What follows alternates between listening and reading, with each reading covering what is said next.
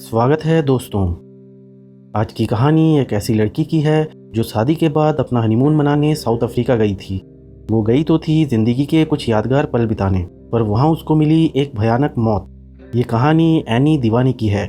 इस कहानी में बहुत से उतार चढ़ाव आते हैं और पता ही नहीं चलता कि कौन सच बोल रहा है और कौन झूठ। मगर जैसे जैसे कहानी आगे बढ़ती है वैसे वैसे नए नए खुलासे होते जाते हैं। तो चलिए अब कहानी शुरू करते हैं। मगर उससे पहले अगर आपने अब तक पातक चैनल को सब्सक्राइब नहीं किया है तो जल्दी से चैनल को सब्सक्राइब कर बेल आइकॉन का बटन दबा दें ताकि आपको लेटेस्ट अपडेट मिलती रहे। एनी का जन्म 12 मार्च 1982 को स्वीडन के मारियास्टाड में रह रहे हिंदोचा परिवार में होता है। वैसे तो हिंदोचा परिवार भारतीय मूल के थे, मगर बाद में स्वीडन के में जाकर बस गए थे और अच्छे खासे पैसे वाले भी थे। एनी बचपन से ही एक खुशमिजाज और हमेशा मुस्कुराने वाली लड़की थी और अपने आसपास लोगों को भी हमेशा हंसाती थी। वक्त बीतने के साथ साथ जब एनी बड़ी हुई तो उसने इनोवेशन इंजीनियरिंग में डिग्री हासिल की और स्वीडन के स्टॉकहोम शहर में एरिक्सन कंपनी में काम करने लगी। एनी का काम के सिलसिले में अक्सर लंदन आना जाना लगा रहता था और इसी बीच साल 2009 में एनी की मुलाकात श्रेयन दीवानी से होती है। श्रेयन दीवानी भी एक भारतीय मूल का ब्रिटिश नागरिक था और वो इंग्लैंड के ब्रिस्टल इलाके में रहता था। इसके अलावा श्रेयन अच्छा खासा अमीर और कामयाब बिजनेसमैन भी था और अपने फैमिली बिजनेस को आगे बढ़ा रहा था। तो जब एनी की मुलाकात श्रेयन दीवानी से हुई तो वो दोनों एक दूसरे को डेट करने लगे। धीरे धीरे ये मुलाकातों का सिलसिला प्यार में बदल जाता है और दोनों एक दूसरे से शादी करने का फैसला करते हैं। उसके बाद एनी श्रेयन को अपने परिवार वालों से भी मिलाती है और एनी के परिवार को भी श्रेयन बहुत पसंद आता है। फिर एनी और श्रेयन के परिवार के बाकी लोग भी एक दूसरे से मिलते हैं और ये फैसला होता है कि वो इन दोनों की शादी भारत में करेंगे। इसके बाद दोनों परिवार भारत आते हैं और 29 अक्टूबर 2010 को मुंबई के लेक पवई के एक आलीशान होटल में बड़ी धूमधाम से दोनों की शादी होती है। इस शादी से एनी का पूरा परिवार बहुत खुश था और उनके हिसाब से ये दोनों एक दूसरे के लिए ही बने थे। शादी के बाद श्रेयन दीवानी अपनी हनीमून के लिए साउथ अफ्रीका की टिकट बुक करता है और 7 नवंबर 2010 को एनी और श्रेयन दीवानी साउथ अफ्रीका के केप टाउन इंटरनेशनल एयरपोर्ट पर उतरते हैं। उसके बाद वो दोनों एक डोमेस्टिक फ़्लाइट लेकर कूगर नेशनल पार्क पहुंचते हैं और अगले 4 दिनों तक वहीं रहते हैं और जंगल सफारी का मज़ा लेते हैं। 12 नवंबर 2010 को ये दोनों फिर से एक बार केप टाउन इंटरनेशनल एयरपोर्ट पर पहुंचते हैं। उसके बाद एयरपोर्ट से एक टैक्सी करके अपने होटल केप ग्रेस में पहुंच जाते हैं, जो वहाँ के सबसे महंगे और आलीशान होटलों में से एक होटल था। होटल पहुंचने के बाद एनी और श्रेयन दीवानी उस दिन पूरा वक्त होटल में ही गुजारते हैं। बस रात को डिनर करने के लिए बाहर निकलते हैं और अगले दिन 13 नवंबर 2010 को भी वो दोनों सारा दिन होटल में ही रहते हैं। उसी दिन शाम को करीब 6:30 बजे एनी और श्रेयन कमरे से तैयार होकर बाहर निकलते हैं और होटल के बार में पहुंचते हैं। उसके बाद बार में बैठकर वो थोड़ा बहुत ड्रिंक करते हैं, कुछ फ़ोटोज़ लेते हैं और अपने ड्राइवर के आने का इंतज़ार करते हैं। दरअसल उस दिन शाम के वक्त श्रेयन ने शहर घूमने और वहाँ की नाइट लाइफ देखने का प्लान बनाया था और उसने घूमने के लिए उसी टैक्सी ड्राइवर को बुक किया था जिसने कि दोनों को एयरपोर्ट से उनके होटल तक छोड़ा था। उस ड्राइवर का नाम था जोला टोंगो और उसके पास एक वोक्सवैगन सैरन नाम की कार थी। तो रात करीब 8 बजे के आसपास जोला टोंगो अपनी टैक्सी लेकर केप ग्रेस होटल पहुंचता है और श्रेयन दीवानी को मैसेज करता है कि वो बाहर खड़ा है। उसके बाद एनी और श्रेयन बाहर आते हैं और गाड़ी में बैठकर वहाँ से निकल जाते हैं। गाड़ी में बैठने के बाद श्रेयन उसे कहता है कि वो उन्हें एक ऐसे रेस्टोरेंट में ले जाए जहाँ पर अच्छी सुशी मिलती हो। तो जोला टोंगो उन्हें सर्फ साइड रेस्टोरेंट में ले जाता है जो कि स्ट्रैंड इलाके में था। रात करीब 9:33 पर वो सर्फ साइड रेस्टोरेंट में पहुँचते हैं और फिर वहाँ पर डिनर करते हैं। लगभग 1 घंटे बाद रात करीब 10:24 पर एनी और श्रेयन दीवानी डिनर करके उस रेस्टोरेंट से बाहर आते हैं और फिर टैक्सी में बैठकर वहाँ से निकल जाते हैं। वहाँ से निकलकर उनकी गाड़ी गुगलेथू नाम की जगह पर पहुँचती है। गुगलेथू जो है वो एक शहर से अलग थलग बस्ती वाला इलाका था।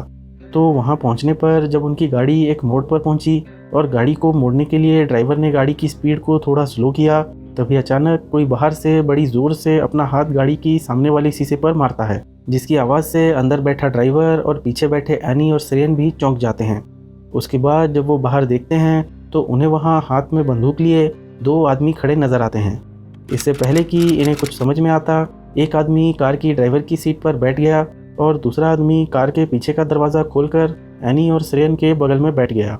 उसके बाद उन्होंने श्रेयन से उसकी घड़ी, उसका मोबाइल, उसका पर्स और उसके पास जितना भी कैश था वो ले लिया फिर उन्होंने गाड़ी के ड्राइवर जोला टोंगो को गाड़ी से बाहर निकाला और गाड़ी को बड़ी तेज़ी से भगाकर वहाँ से ले गए। तकरीबन 20 मिनट गाड़ी दौड़ाने के बाद उन दोनों किडनैपरों ने श्रेयन दीवानी को भी ज़बरदस्ती कार से बाहर निकाल दिया और एनी को लेकर कार में फरार हो गए।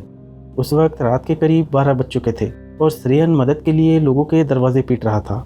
काफ़ी मशक्क़त करने के बाद श्रेयन को उस इलाके में एक आदमी मिलता है जो कि पुलिस को कॉल करता है और इस घटना की जानकारी देता है। इसके थोड़ी देर बाद ही साउथ अफ्रीका की पुलिस भी वहां पहुंच जाती है। फिर श्रेयन दीवानी एनी की किडनैपिंग और उसके साथ हुए लूटपाट के बारे में बताता है और जब पुलिस को ये पता चलता है कि एनी और श्रेयन ब्रिटिश नागरिक हैं और ये दोनों अपना हनीमून मनाने यहाँ आए थे, तो पुलिस तुरंत एक स्पेशल यूनिट तैयार करती है और एनी को ढूंढना शुरू कर देती है। उधर पुलिस एनी की तलाश में लगी थी और इधर श्रेयन भी पुलिस के साथ रात 12:48 पर वापस अपने होटल क्रेप क्रेस में पहुंचता है और अपना बयान दर्ज करवाता है। इसी बीच पुलिस को टैक्सी ड्राइवर जोला टोंगो भी मिलता है और रात करीब 1:17 पर उसे भी होटल लाया जाता है और उसका भी बयान दर्ज किया जाता है। वो भी ठीक वही बात दोहराता है जो श्रेयन दीवानी ने अपने बयान में बताई थी। इन दोनों का बयान दर्ज करने के बाद पुलिस स्वीडन में एनी के घर वालों को भी फ़ोन करती है और उसकी किडनैपिंग की जानकारी देती है। एनी की किडनैपिंग की बात सुनकर पूरा परिवार परेशान हो जाता है और एनी के पिता विनोद हिंदोचा उसी वक्त केप टाउन के लिए एक फ़्लाइट बुक करते हैं और एयरपोर्ट की ओर निकल पड़ते हैं। इधर पुलिस भी पूरी ताकत से एनी की तलाश में जुट जाती है। पूरी रात बीत जाती है पर एनी का कुछ पता नहीं चलता। इसके बाद अगला दिन आता है यानी 14 नवंबर 2010। साउथ अफ्रीका की पुलिस को सुबह सुबह करीब 7:50 पर खैलेस्ता नाम की बस्ती में जोला टोंगो की कार वोक्सवैगन सैरन मिलती है जो कि सड़क पर लावारिस हालत में खड़ी थी। पुलिस को उस गाड़ी में कोई भी इंसान नज़र नहीं आता, मगर जब पुलिस उस गाड़ी के करीब जाती है और जब गाड़ी के पीछे का दरवाज़ा खोलती है तो उन्हें कार की पिछली सीट पर एनी दीवानी की लहूलुहान लाश मिलती है। एनी के बदन पर 3 गोली के निशान थे, एक उसकी कलाई पर, एक उसके सीने पर और एक गर्दन पर। एनी की लाश मिलने के बाद उसे फ़ौरन पोस्टमार्टम के लिए भेज दिया जाता है और उस गाड़ी को भी फॉरेंसिक जांच के लिए ले जाया जाता है। उसके बाद एनी की मौत की खबर उसके पति श्रेयन को बताई गई और फिर उसके पिता विनोद हिंदोचा को, जो कि अभी भी एयरपोर्ट पर बैठकर अपनी फ़्लाइट का इंतज़ार कर रहे थे। एनी की मौत की खबर सुनकर ये दोनों अब और भी परेशान हो जाते हैं। उसके बाद जब ये खबर मीडिया में आती है तो ये बात जंगल की आग की तरह पूरी दुनिया में फैल जाती है, क्योंकि एक तो वो दूसरे देश के नागरिक थे और ऊपर से बहुत रईस भी थे। अब ये केस पूरा हाई प्रोफाइल बन चुका था और पूरे मीडिया और प्रेस की निगाहें अब इसी केस पर थी। साउथ अफ्रीका के लोगों के अंदर भी इस मर्डर ने गुस्सा भर दिया था, क्योंकि लूटपाट या किडनैपिंग तो वहाँ आम बात थी, मगर मर्डर और वो भी किसी टूरिस्ट का, ये बहुत अजीब था। साउथ अफ्रीका की पुलिस ने भी बिना किसी देरी के एक टीम बनाकर इस केस की इन्वेस्टिगेशन शुरू कर दी, क्योंकि उनके ऊपर भी इस केस को सॉल्व करने का काफ़ी प्रेशर था। उसके बाद एनी दीवानी की पोस्टमार्टम रिपोर्ट आती है जिसमें ये पता चलता है कि एनी को 3 नहीं बल्कि सिर्फ एक ही गोली मारी गई है और उसे ये गोली तब मारी गई जब उसका हाथ उसके सीने पर था। शायद वो अपने हाथ से अपने आप को बचाने की कोशिश कर रही थी और तभी उसे गोली मार दी गई, जो कि उसके हाथ की कलाई को पार कर छाती को छूती हुई गर्दन में घुसी और पीछे गर्दन से निकल गई। पोस्टमार्टम की रिपोर्ट आने के बाद अब पुलिस इस बात का इंतज़ार करने लगी कि शायद उन्हें उस कार से कोई एविडेंस मिल जाए, क्योंकि क्राइम सीन से तो उन्हें कुछ भी पुख्ता सबूत नहीं मिला था। इसी बीच एनी के पिता विनोद हिंदोचा भी 14 नवंबर 2010 की रात 11 बजे केप टाउन पहुंच जाते हैं और फिर श्रेयन दीवानी से मिलते हैं। उन्हें ये समझ में नहीं आ रहा था कि आखिर उन किडनैपरों ने एनी को गोली क्यों मारी, जबकि वो फिरौती देने की पूरी तैयारी के साथ वहाँ पहुँचे थे, क्योंकि साउथ अफ्रीका में किडनैपिंग होना एक आम बात थी। उन्हें लगा कि वो वहाँ पहुँचेंगे और फिरौती देकर एनी को बचा लेंगे, मगर अफसोस ऐसा होने से पहले ही एनी की मौत हो चुकी थी और अब वो ये चाहते थे कि उसके गुनहगारों को जल्द से जल्द पकड़ा जाए। उसके बाद अगले दिन यानी 15 नवंबर 2010 को इस केस की फॉरेंसिक टीम को एक बड़ी कामयाबी मिली। उन्हें जोला टोंगो की गाड़ी के आगे वाले शीशे पर एक पंजे का निशान मिला, जो कि तब का था जब किडनैपरों ने गाड़ी रोकने के लिए शीशे पर ज़ोर से हाथ मारा था। उस हाथ के निशान को जब पुलिस रिकॉर्ड से मैच किया गया तो वो निशान एक आदमी से मैच हो गया और उसका नाम था जोलिले मंगिनी। जोलिले मंगिनी एक छोटा मोटा क्रिमिनल था जो चोरी चकारी, छीना झपटी जैसे क्राइम किया करता था। ये जानकारी मिलने के बाद पुलिस ने फ़ौरन उसे ढूंढने के लिए ऑपरेशन चलाया और अगले ही दिन यानी 16 नवंबर 2010 को खैलिस्ता की बस्ती से उसे गिरफ्तार कर लिया गया। उसके बाद उसे पुलिस स्टेशन लाया गया और पूछताछ शुरू की गई। उसने ये तो कबूल कर लिया कि वो उस रात उस टैक्सी में मौजूद था, मगर उसने कहा कि गोली उसने नहीं चलाई थी। उसके बाद उसने बताया कि उस रात श्रेयन दीवानी को गाड़ी से उतारने के बाद जब वो और आगे गया तो उसके दूसरे साथी जिवामा डोडा क्वाबे ने गाड़ी रोकी। उसके बाद उसने अपनी बंदूक निकाली और पीछे एनी के पास जाकर उसका पर्स छीनने लगा। एनी अपना पर्स नहीं दे रही थी, तभी अचानक क्वाबे ने एनी को गोली मार दी। इस बयान के बाद पुलिस को उसके साथी का नाम पता चल चुका था और अब पुलिस जिवामा डोडा क्वाबे की तलाश करने लगी। उधर सारे पेपर्स पूरे होने के बाद 16 नवंबर 2010 को एनी दीवानी की बॉडी उनके परिवार को सौंप दी जाती है और उसके बाद श्रेयन दीवानी और विनोद हिंदोचा उसी रात एक प्राइवेट प्लेन से एनी की बॉडी लेकर इंग्लैंड के लिए रवाना हो जाते हैं। इधर पुलिस को भी एक खबरी के जरिए जिवामा डोडा क्वाबे की लोकेशन का पता चलता है और पुलिस वहां पहुंचकर 17 नवंबर 2010 की रात लगभग 1 बजे क्वाबे को गिरफ्तार कर लेती है। उसके बाद उसे भी पुलिस स्टेशन लाया जाता है और जब उसकी हिस्ट्री खंगाली जाती है तो पता चलता है कि ये एक आम इंसान है और इससे पहले कभी भी इसने कोई क्राइम नहीं किया था। अपने बयान में वो उस रात कार में होने की बात को कबूल कर लेता है, मगर वो ये भी कहता है कि गोली उसने नहीं बल्कि जोलीले मंगीनी ने चलाई थी। उसके बाद वो एक नई बात और बताता है। वो कहता है कि उसने ऐसा इसलिए किया क्योंकि मोंडे ओम्लोम्बो नाम के आदमी ने उसे ऐसा करने को कहा था। जिवामा डोडा क्वाबे के इस बयान के बाद पुलिस मोंडे ओम्लोम्बो को उसी सुबह 18 नवंबर 2010 को उसके घर से उठा लेती है। मोंडे ओम्लोम्बो जो था वो केप टाउन के ही कोलेसियम होटल के रिसेप्शन पर काम करता था और उसका भी कोई क्रिमिनल रिकॉर्ड नहीं था। तो जब मोंडे ओम्लोम्बो को गिरफ्तार करके पुलिस स्टेशन लाया गया और उसे बताया गया कि जिवामा डोडा क्वाबे भी पकड़ा जा चुका है, तब जाके उसने एक नया खुलासा किया। उसने बताया कि इस मर्डर में उसका कोई हाथ नहीं है और उसने क्वाबे को इसलिए फ़ोन किया था क्योंकि जोला टोंगो को एक किराए के कातिल की ज़रूरत थी। जोला टोंगो का नाम सुनते ही पुलिस के कान खड़े हो गए क्योंकि जिस गाड़ी में ये घटना हुई थी वो गाड़ी जोला टोंगो की ही थी और अब पुलिस ने टैक्सी ड्राइवर जोला टोंगो को ढूंढना शुरू कर दिया, मगर वो तब तक फरार हो चुका था। 2 दिन बाद 20 नवंबर 2010 को टैक्सी ड्राइवर जोला टोंगो अपने वकील के साथ खुद ही पुलिस स्टेशन पर पहुंच जाता है और सरेंडर कर देता है। पुलिस स्टेशन पहुंचने के बाद वो अपनी गवाही में खुद को निर्दोष बताता है, मगर जब पुलिस उसे बताती है कि उन्होंने बाकी के सभी लोगों को गिरफ्तार कर लिया है तब उसे लगता है कि वो फंस चुका है। उसके बाद पुलिस जोला टोंगो के वकील से कहती है कि अगर वो इस केस में उसकी मदद करेगा और सरकारी गवाह बन जाएगा तो उसे कम से कम सज़ा दी जाएगी। तो जोला टोंगो पुलिस को पूरी बात बताने के लिए राज़ी हो जाता है। उसके बाद वो पूरी कहानी बताता है। वो कहता है कि ये कोई अचानक से हुई घटना नहीं थी बल्कि एक प्री प्लान्ड मर्डर था और एनी दीवानी को मारने की सुपारी उसके पति श्रेयन दीवानी ने ही दी थी।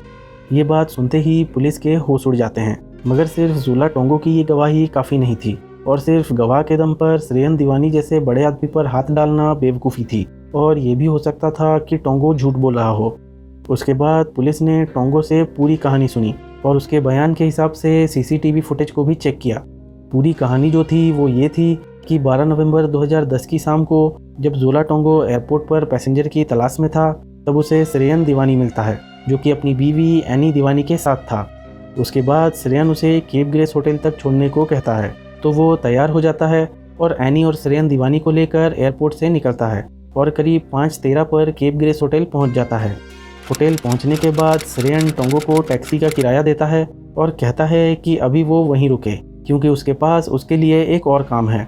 फिर श्रेयन गाड़ी से उतरकर होटल में जाता है और थोड़ी देर बाद होटल से निकलकर वापस टोंगो की कार में बैठ जाता है। गाड़ी में बैठने के बाद वो उसे कहता है कि दरअसल उसे अपनी बीवी का मर्डर करवाना है और उसके लिए वो उसे 15,000 रैंड देने को तैयार है। रैंड जो है वो दरअसल साउथ अफ्रीका की करेंसी है और आज के तारीख के हिसाब से 15,000 रैंड का मतलब होता है लगभग 70,000 भारतीय रुपए। खैर, इसके बाद श्रेयन उससे ये भी कहता है कि ये मर्डर अचानक से हुआ क्राइम लगना चाहिए। श्रेयन की ये बात सुनने के बाद टोंगो उसे कहता है कि वो ऐसे किसी किराए के कातिल को नहीं जानता, मगर वो अपने दोस्त से इसके बारे में पूछकर बताएगा। इसके बाद श्रेयन उसकी कार से उतरकर वापस होटल में चला जाता है और टोंगो भी वहाँ से निकल जाता है। इसके थोड़ी देर बाद लगभग 5:42 पर जोला टोंगो कोलोसियम होटल पहुँचता है जहाँ उसका दोस्त मोंडे ओम्लोम्बो रिसेप्शन पर काम करता था। उसके बाद वो उसे पूरी बात बताता है और कहता है कि उसे किराए के कातिलों की ज़रूरत है।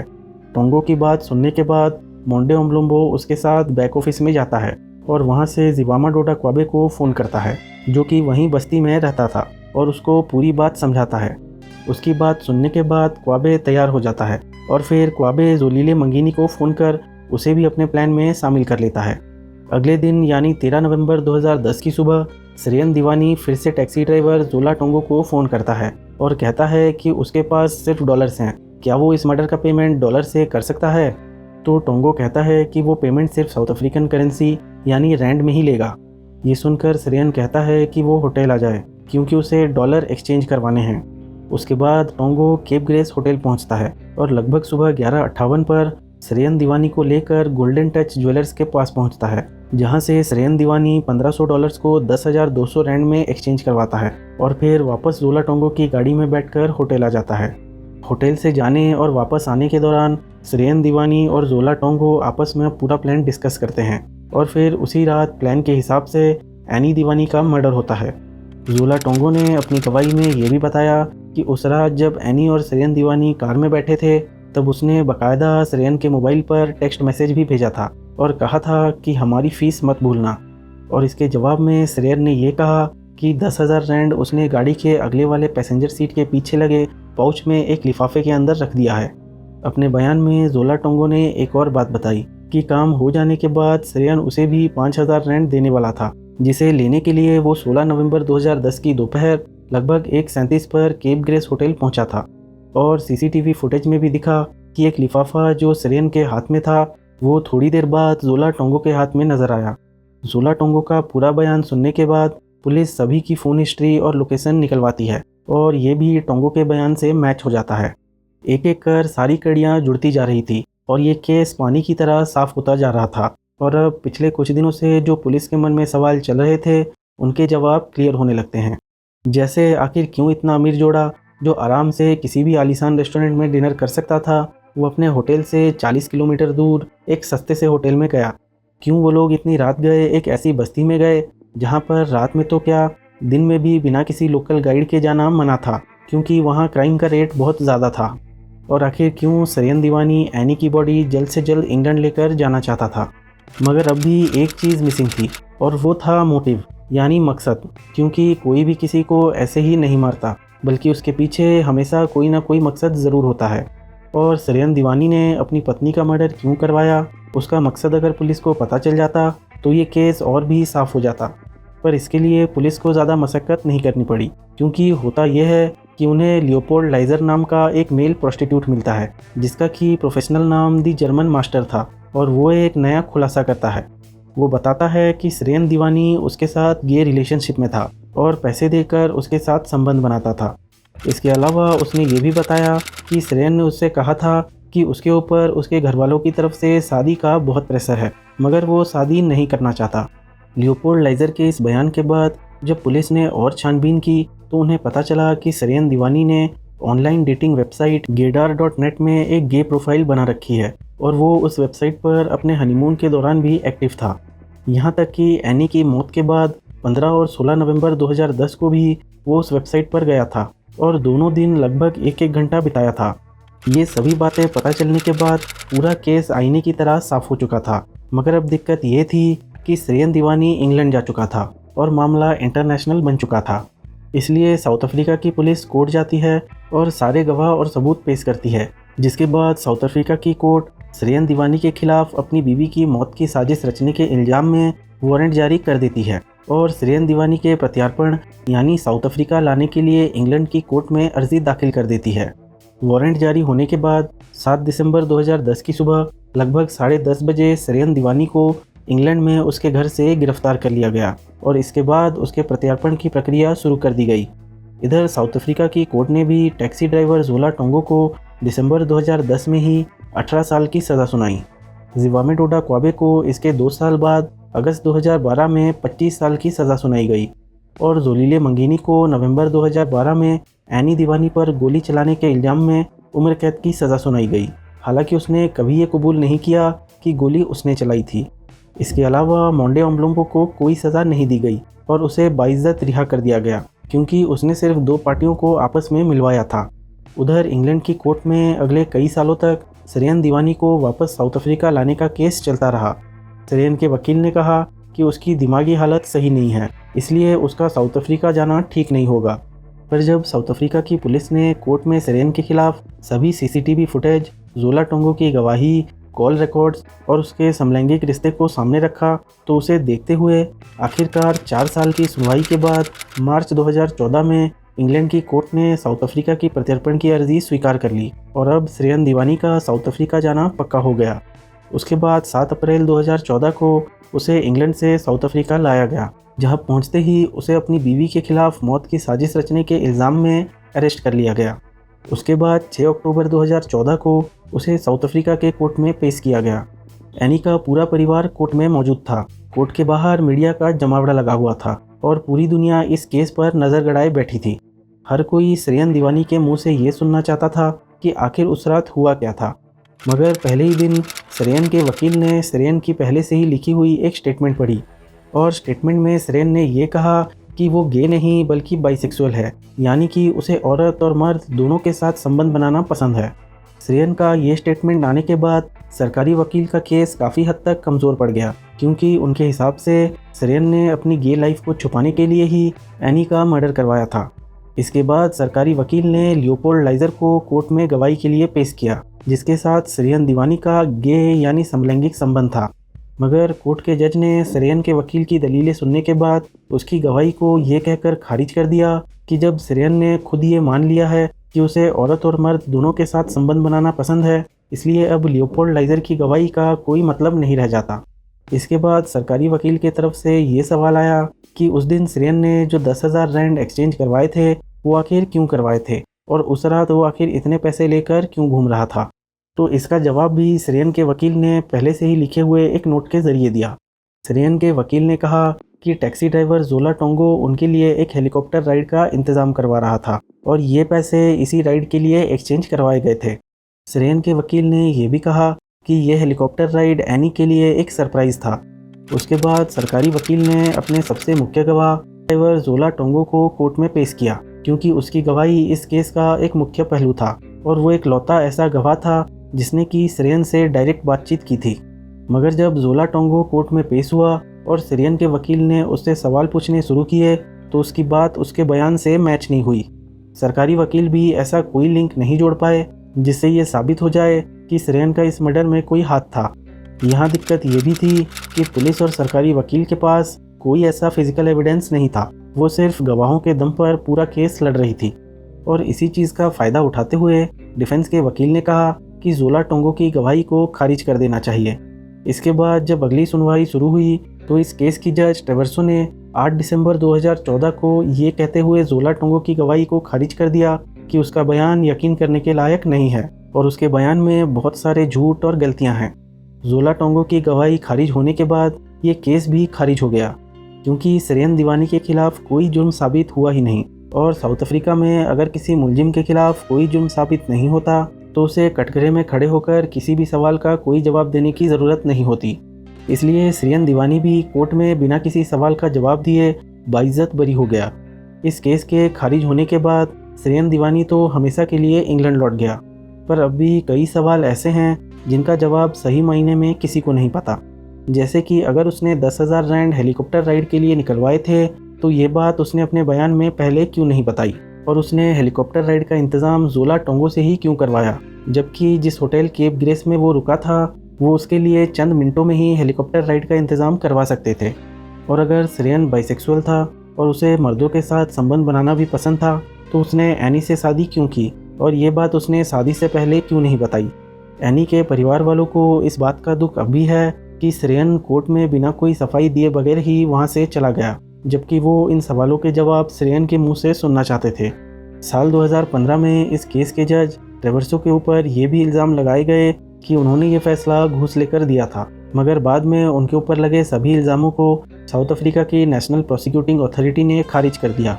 तो कुल मिलाकर ये आज भी एक राज है कि एनी दीवानी के ऊपर गोली किसके कहने पर चलाई गई थी और किसने चलाई थी, क्योंकि क्वाबे के हिसाब से गोली मंगीनी ने चलाई थी, पर मंगीनी ने यह कभी नहीं माना कि गोली उसने चलाई थी और उसके हिसाब से गोली क्वाबे ने ही चलाई थी।